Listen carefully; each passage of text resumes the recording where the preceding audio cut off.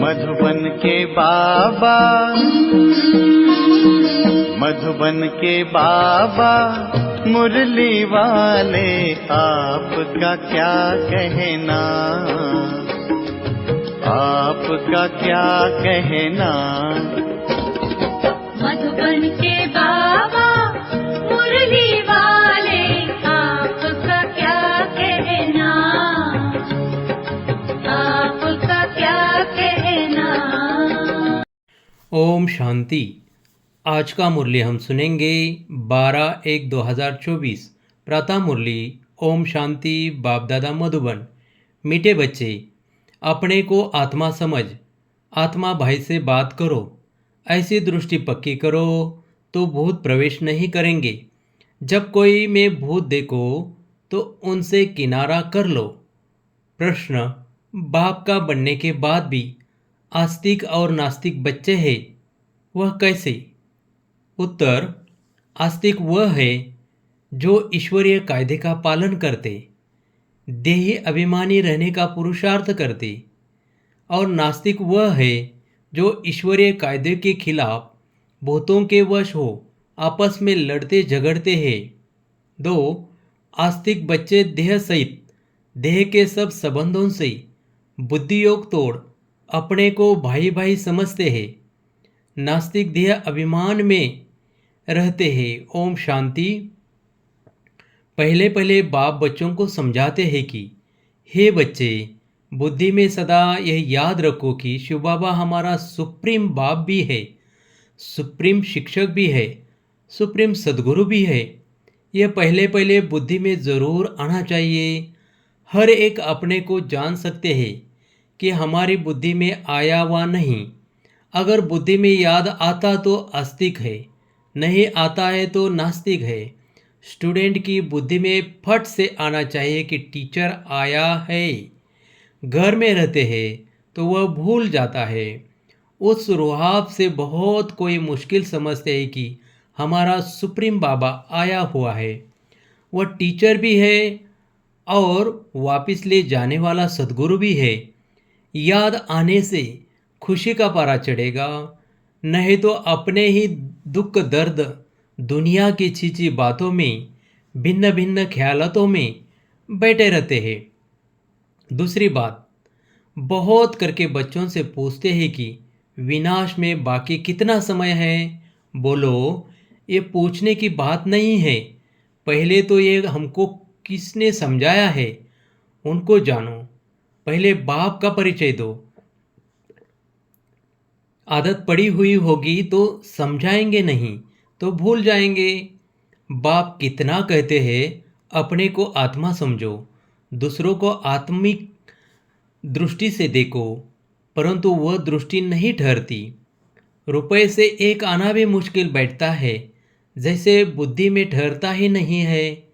यह कोई बाप श्राप नहीं देते, यह तो बाप समझाते हैं कि ज्ञान बहुत ऊंचा है। राजा स्थापन होती है, रंक से लेकर राव बनते हैं। राव थोड़े बनते हैं, बाकी रंक नंबरवार होते हैं। लास्ट नंबर वाले की बुद्धि में कभी कोई बात बैठ न सके तो पहले जब किसी को भी समझाते हो तो शिव बाबा का जो 32 गुणों वाला चित्र बनाया है उस पर समझाना चाहिए। उसमें भी लिखा हुआ है सुप्रीम फादर, सुप्रीम टीचर सद्गुरु है। पहले जब यह निश्चय होगा कि समझाने वाला सुप्रीम फादर है तो फिर संशय नहीं लाएंगे। बाप बिगर यह स्थापना कोई कर न सके। तुम जब समझाते हो कि यह स्थापना हो रही है तो उन्हों की बुद्धि में यह ज़रूर आना चाहिए कि इन्हों को समझाने वाला कोई है। कोई तो उन्हों की बुद्धि में यह ज़रूर आना चाहिए कि इन्हों को समझाने वाला भी और कोई है। कोई मनुष्य मात्र तो ऐसे कह न सके कि यह राज्य स्थापन हो रहा है तो पहले पहले बाप का निश्चय पक्का कराना है। हमको परमात्मा बाप पढ़ाते हैं, यह कोई मनुष्य मत नहीं है, यह ईश्वरीय मत है। नई दुनिया तो ज़रूर बाप द्वारा ही स्थापन होगी। पुरानी दुनिया का विनाश यह भी बाप का ही काम है। यह निश्चय जब तक नहीं होगा तो पूछते ही रहेंगे कि कैसे होता है। इसलिए पहले पहले तो श्रीमत की बात बुद्धि में बिठानी पड़े, तब आगे समझ सके। नहीं तो मनुष्य मत समझ लेते हैं। हर एक मनुष्य की मत अलग है, मनुष्यों की मत एक हो न सके। इस समय तुमको मत देने वाला एक ही है। उनकी श्रीमत पर कायदेशीर चलना वह भी बड़ा मुश्किल है।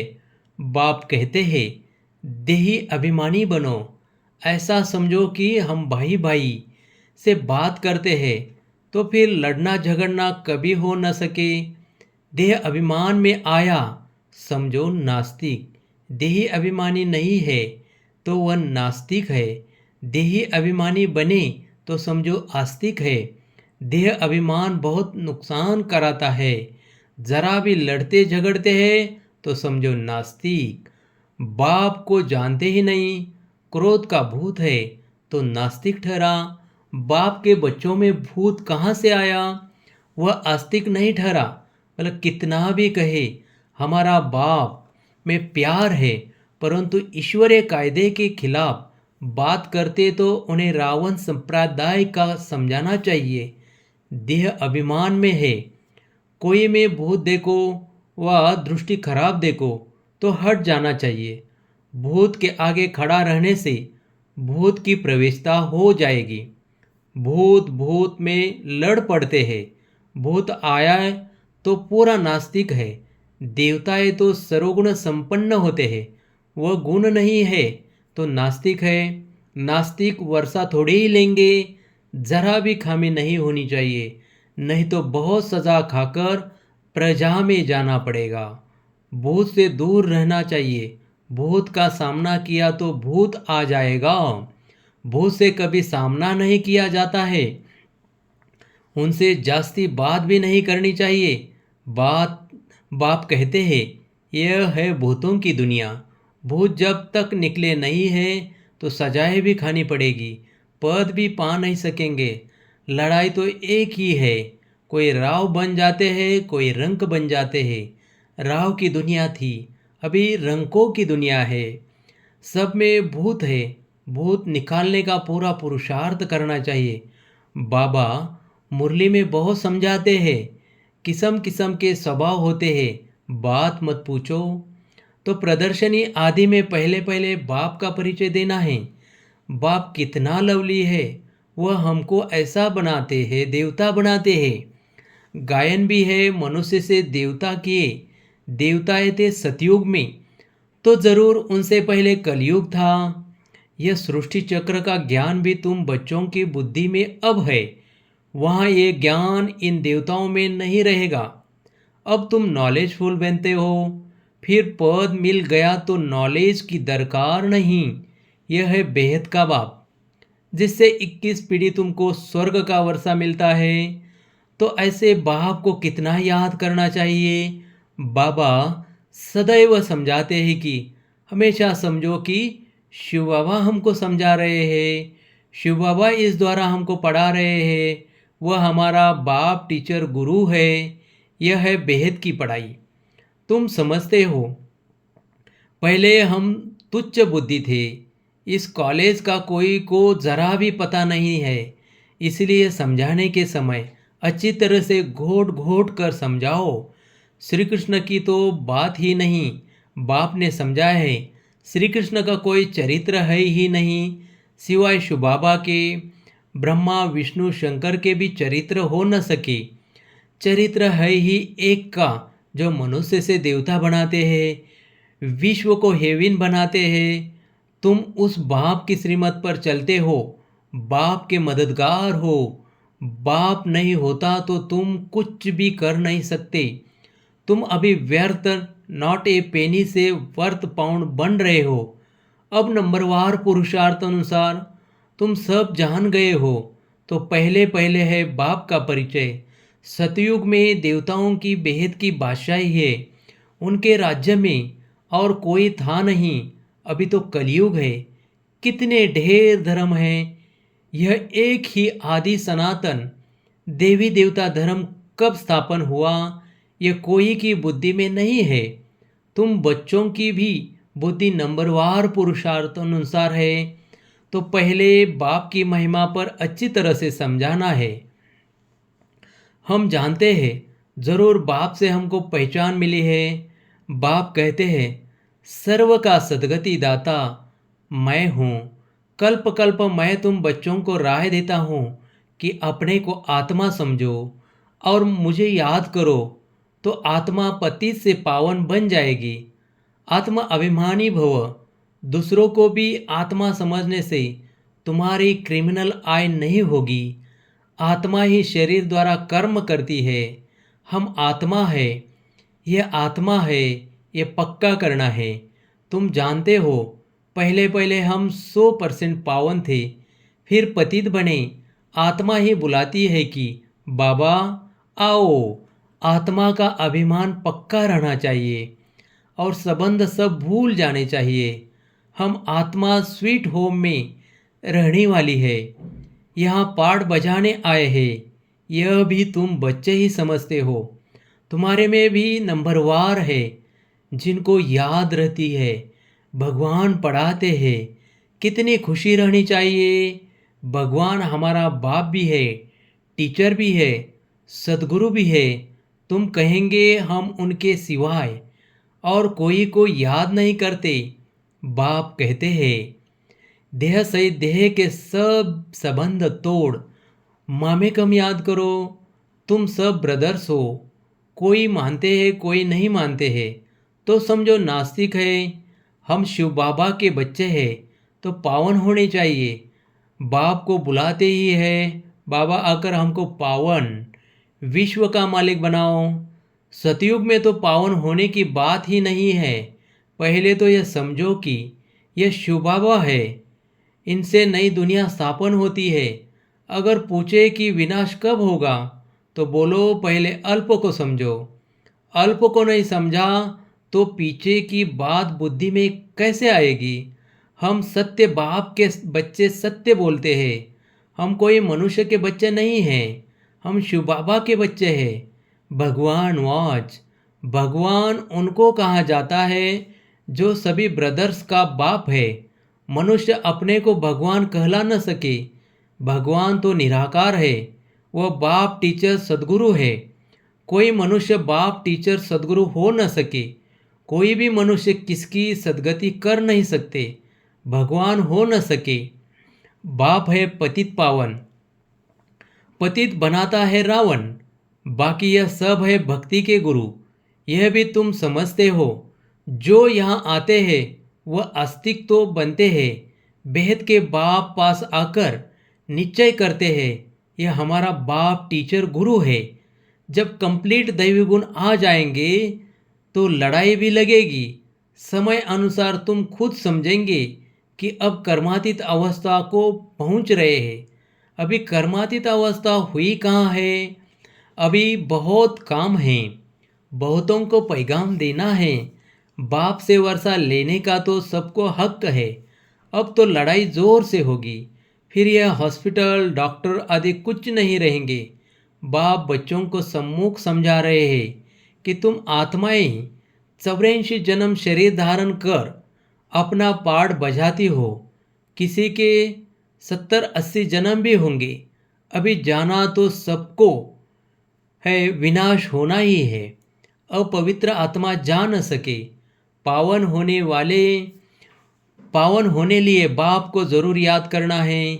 मेहनत है। 21 जन्म के लिए स्वर्गवासी बनना है। कोई कम बात है क्या। मनुष्य तो कह देते फलाना स्वर्गवासी हुआ। अरे स्वर्ग है कहाँ, कुछ भी समझते नहीं। तुम बच्चों को बड़ी खुशी रहनी चाहिए। भगवान हमको पढ़ाते हैं, विश्व का मालिक बनाते हैं। खुशी एक होती है स्थायी, दूसरी होती है अल्पकाल की। पढ़ेंगे पढ़ाएंगे नहीं तो खुशी क्या होगी। असुरी गुणों को भगाना है। बाप कितना समझाते हैं। कर्म भोग कितना है। जब तक कर्म भोग है तो यह निशानी है अभी तक कर्मातीत अवस्था हुई नहीं है। अभी मेहनत करनी है। कोई भी माया के तूफान न आए। बच्चों को यह निश्चय है कि बाप ने हमको अनेक बार मनुष्य से देवता बनाया है। यह बुद्धि में आए तो भी अहो सौभाग्य, यह बेहद का बड़ा स्कूल है, वह होता है हद का छोटा। बाप को तो बहुत तरस पड़ता है, कैसे समझाओ। कोई से तो अब तक भी भूत निकले नहीं है, दिल पर चढ़ने बदले गिर पड़ते हैं। कई बच्चियां तो तैयार हो रही है अनेकों का कल्याण करने के लिए।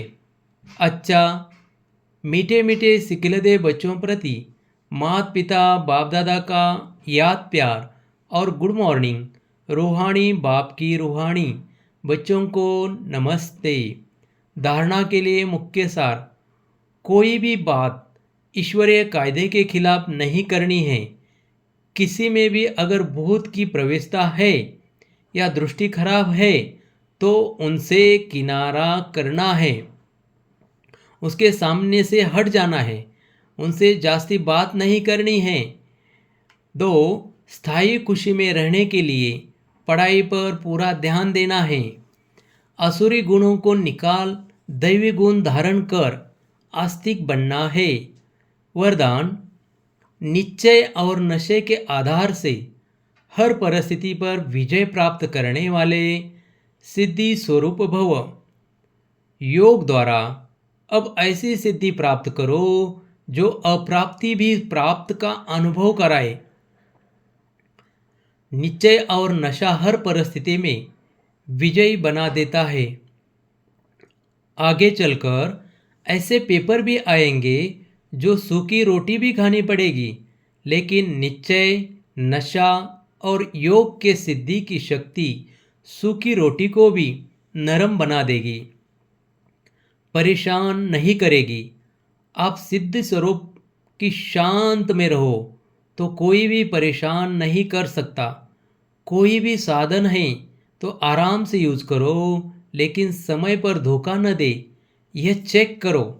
स्लोगन, निमित्त बन, यथार्थ पाठ बजाओ तो सर्व के सहयोगी की मदद मिलती रहेगी। आज का अभ्यास अव्यक्त साइलेंस द्वारा डबल लाइट फरिश्ता स्थिति का अनुभव करो।